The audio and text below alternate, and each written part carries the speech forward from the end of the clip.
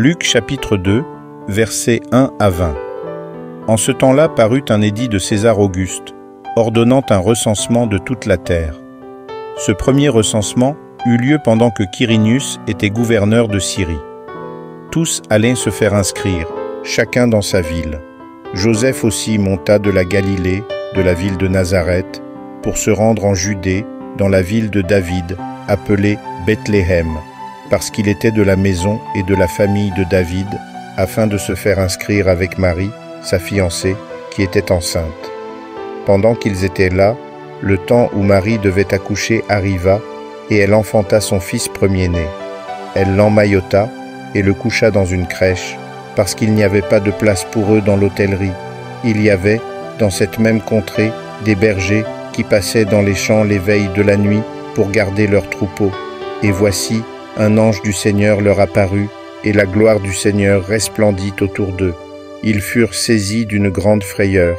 Mais l'ange leur dit, « Ne craignez point, car je vous annonce une bonne nouvelle, qui sera pour tout le peuple le sujet d'une grande joie. C'est qu'aujourd'hui, dans la ville de David, il vous est né un Sauveur, qui est le Christ, le Seigneur. Et voici à quel signe vous le reconnaîtrez.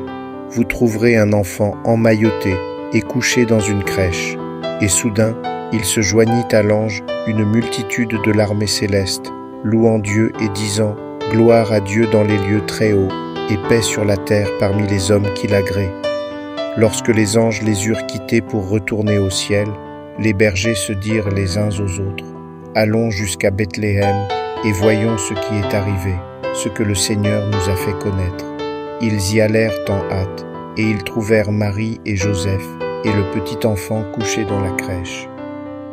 Après l'avoir vu, ils racontèrent ce qui leur avait été dit au sujet de ce petit enfant. Tous ceux qui les entendirent furent dans l'étonnement de ce que leur disaient les bergers. Marie gardait toutes ces choses et les repassait dans son cœur. Et les bergers s'en retournèrent, glorifiant et louant Dieu pour tout ce qu'ils avaient entendu et vu, et qui était conforme à ce qui leur avait été annoncé.